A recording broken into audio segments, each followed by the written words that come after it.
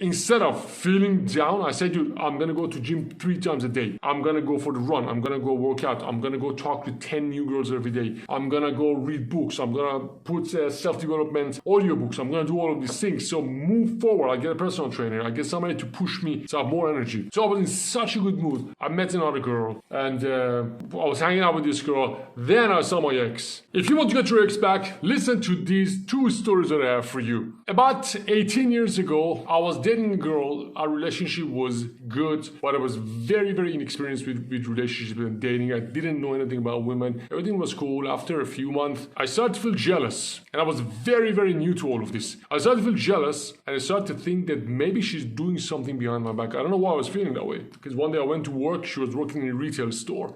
In Australia, there's these shops called Myers, like big shopping center. And I saw she's flirting with one of her colleagues. And I felt jealous and you have no idea what to do. So I freaked out, and when you freak out, I just ran out of there. I never forget those days. It was almost 2 decades ago, but some painful experiences you never forget. I didn't know what to do. It was scary. I felt like lost, confused, powerless, angry, all of that stuff, and I didn't know what to do. Then I started to get her attention. I started to be cold. She noticed that there's something bothering me, and well, what did I know? I didn't know anything about this stuff. Then I started to tell her, what is going on? What are you doing with that? And I started to create this bad dynamic between us that, hey, I am this needy, insecure, weak guy that is very unsure about everything. I was very young back then, and I didn't know any things that I know now.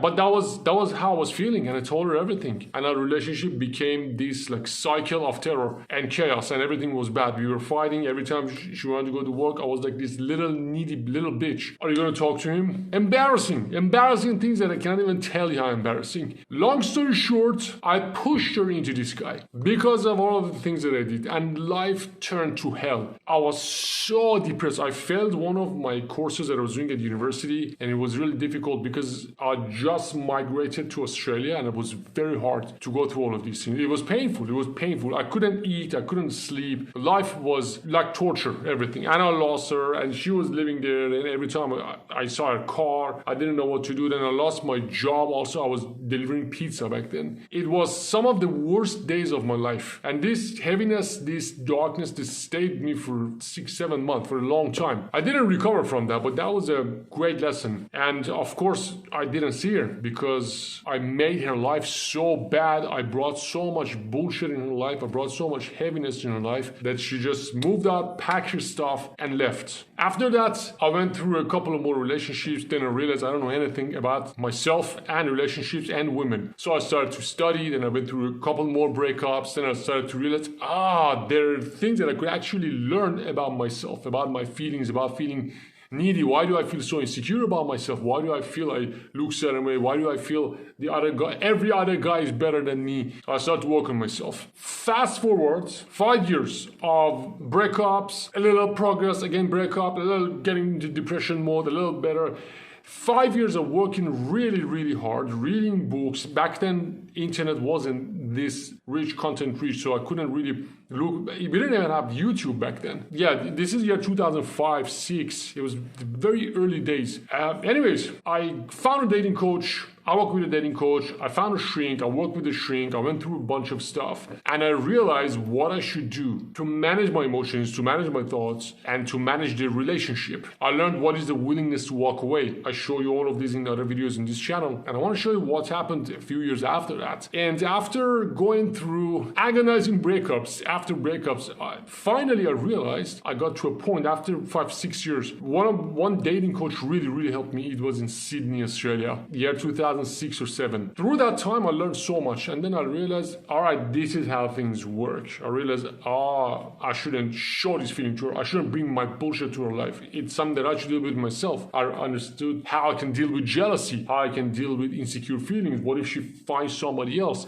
After that, my relationship started to get a little better. The psychologist also helped a lot. I met a kinesiologist, also helped me a lot. So I learned and I practiced, learn, practice. And I got a high tolerance for for pain. And my promise to myself was to never again feel that horrifying feeling. That was really like the end of the world. I didn't want to live after that breakup. It was really painful. Fast forward a few more years, I got really good at it. I got really good at building attraction with women. I was very confident because I now had a good track record. I had good women in my life, and I wasn't getting dumped anymore. My relationships were more shallow, but at least I wasn't getting dumped as much as before. So it got better and better and better. Then I started traveling. Then I realized I now a little more than an average guy, which was great for me because considering where I came from, I was the bottom, the bottom. Like anyone would be better than me. After that, I started to notice that there are some guys who were making mistakes that I was making. So I started to work with them. I started to teach them little things here, a few tips here, a few tips there. Then I started to make a group. And this was still in Australia. So I made a group. And I was in Sydney. There's a place called George Street. I was going to George Street and I was there just meeting people. I really started to realize that if I want to get good at this, if I want to never again get dumped, I've got to be social because I was really shy. I didn't really like to interact with people. I didn't know how to hold the eye contact. I didn't understand anything about the body language. So I was reading these books, going out, practicing. Then one of the dating coaches, his name was Adam, he taught me how to approach girls, get a phone number, get them on dates. So I got introduced to that whole world of attraction and dating, and it was really good. That was fantastic. That was really good for me. There were some bitter things as well in there, but that really helped me. And after that, things completely changed because I had full control on how I feel through the interaction. I learned one skill that completely changed my mind, and that was willingness to walk away, easier letting go, being okay with hearing no, understanding what it means when somebody says no, so not to hold on to something. That was such a relief. I think really less than 2% of men in the world understand this, that dude, you gotta let go sometimes. That's crazy. Anyways, fast forward up to my relationship in the year 2017. I met a really wonderful woman. We went to travel together. We went to Holland together. Then we went to Thailand together. And this relationship was a little crazy because we were both doing crazy stuff. And it was very playful, a little more than it should have been. And but we were for a month, we were separate. She was in one city, I was in another city. And I was waiting for her to come here so we can go travel together. And then one day she called me. And when she said hi, I realized, oh, this is not good. This is not good news. She broke up with me on the phone. She said, I feel more comfortable alone. I don't want to do this. And I knew very, very well from past 2 decades that I should not beg, I should not cry, I should not show that I'm totally fucked. I should just accept the breakup and just move on. I said, okay, cool. We were supposed to go on a cruise together, me and her. And I said, well, what about a cruise? We were supposed to open a yoga studio together. I said, what about that? And she said, hey, Ben, I don't want this. And I knew at that time that women sometimes do that, and that doesn't necessarily mean what she says. But my job is to accept it and be cool about it. It was hard, but I didn't say anything on the phone. I said, well, what about this? What about that? She said, I don't know. So, okay. We hung up the phone. It was very painful. It was really, really painful for me. It was so painful. But what was different was that I knew what was going on. I knew what I should do. And I knew these irrational emotions. Yeah, I call them irrational because I control it and I release them. You know, you do this on your time. You don't bring this to her. It's not a responsibility. Look, people break up, people move on. Anyone has the option to leave at any second in a relationship. And that was it. I accepted it and left. But this time, I had my toolbox with me. I had my skills. It was very easy for me to just go the same day, get another date. I met another really, really hot Russian girl. And we went out together. She told me she just got divorced and she came to that place also to do some yoga, to do meditation. Same day, I met a really hot girl. I had a lot of pain. I didn't process the breakup, but instead of getting to drugs, getting to alcohol, sitting and feeling like a miserable dude, I knew you gotta move forward in life. I knew that breakup was not about that time. The breakup was about future, what is coming next. And the girl who dumped me, she was very smart. She knew we were gonna meet later, sooner or later, because we all went to the same place after a few months. That was our plan. Anyways, with this new girl, I went there. I pushed myself out of the misery. I didn't let myself fall into the sadness and depression. And I went with this girl. I had tickets to go on a cruise. I went to Miami and went on a cruise with another girl. I continued with my life. And I posted those photos for a cruise in my Instagram. And I just had full control over what happened. Deep inside, I was sad, but I knew if I let this thing's gonna go. So I continued, and then a few months later, I was feeling so much better. About 2-3 months later, I was feeling so much better.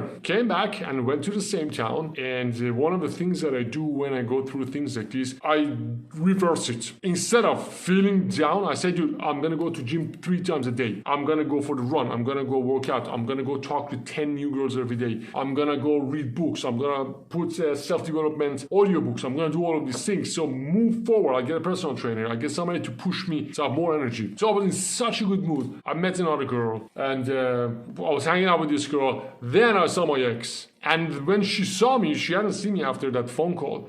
When she saw me, it was like she saw a ghost. She did not expect to see that. She did not expect to see me being that happy, that cool. And some time passed, and after that, a few weeks after that, then we slept together again. And after that, she told me she wants to be in a relationship. She said, why am I not sad about it? What happened? Because when we were together, I told her a lot about my past, and she expected me to be the same. Anyways, well, she offered me again to get back together, and I didn't want this.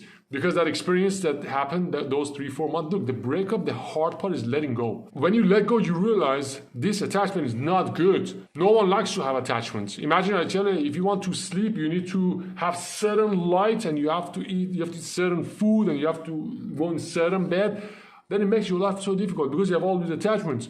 Now, if I tell you for your happiness, you need to be differently with that girl, that's the only person who can make you happy. And I knew that, so I all detached myself from all of this. Because of my socializing skills, because of all of the things that I've done in the past 2 decades almost, I've done a lot of coaching. I coached a lot of guys and had all these experiences. Because of all of that stuff, well, I went through this. And it didn't even hit me like that. And I understand maybe you went through a breakup, maybe you don't have the experience, maybe you haven't done the work on yourself that much. But I wanted to know, breakups are very mechanical. If you can pull your emotions out, just to look at it, just to zoom out and look at the situation. Woman doesn't want to be with the man because her life is not as good with this guy. So she leaves to find a better life. A man, suddenly lonely, the woman is gone, cry and sad. You look at it that way and look at it as value. If you have high value, if you have good skills, if you're surrounded by people, then it's very easy for you to move on and recover from it. Again, I come from a very, very tough background, so I had to get tough to go through all of these things. Maybe you come from a more comfortable background, maybe you didn't have to go do all of this work on yourself. But if you're in a situation that you want to get your ex back,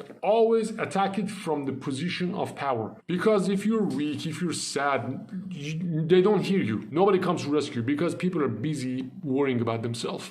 If you want to come out of this situation, if you want to get your ex back, you got to get better. You got to learn to manage your emotions. You got to learn how to text. You got to have other options as well. Your ex, when she looks at you, she doesn't want to babysit. She doesn't want to be worried about it. She doesn't want to know about, oh, you made progress, you're making progress, you're not depressed anymore. She doesn't need to know any of that. She needs to look at you and see, whoa, look at that guy. I want to be that guy. I want to be with that guy. He's really cool. He's really great. So if you're going through some tough time, think about it this way, very mechanically. The thing that makes guys very weak is that they look at their ex and they want attention. Baby, look what you're doing to me. It's me, I'm going through these tough times. Dude, you are in this thing on your own. I can help you. I can coach you out of this. Download my book, read it. The link is in the description. It helps you a lot. But all I'm saying here is that you have a choice here to make. You can be like me in the year 2003, 2004. Back then, go chase, go beg, go cry, make a fool out of yourself. Or you can be the guy that I became year 2017, that breakup. Take it like a man, go about your life and do what you need to do. Yes, you need some tools. If you don't have the tools, again, that's why you're watching this video, because I'm going to give you those tools. Start by reading my book. But you need to know how to meet women. You need to know how to release your emotions. You need to have self-confidence. I know it sounds so cliche, but it's true. Now look, if you want to get your ex back, if you want to stop feeling this way, way, there is a way to this. Read my book before anything else, and subscribe to my channel because I got a lot of videos on this, and I'm going to help you get your ex back. So don't worry about it. Read the book, and my details are there as well. You can contact me, tell me your situation. I'll tell you if I can help you or not. This is Ben. Thanks for watching, and I promise you this will pass and you will be happy.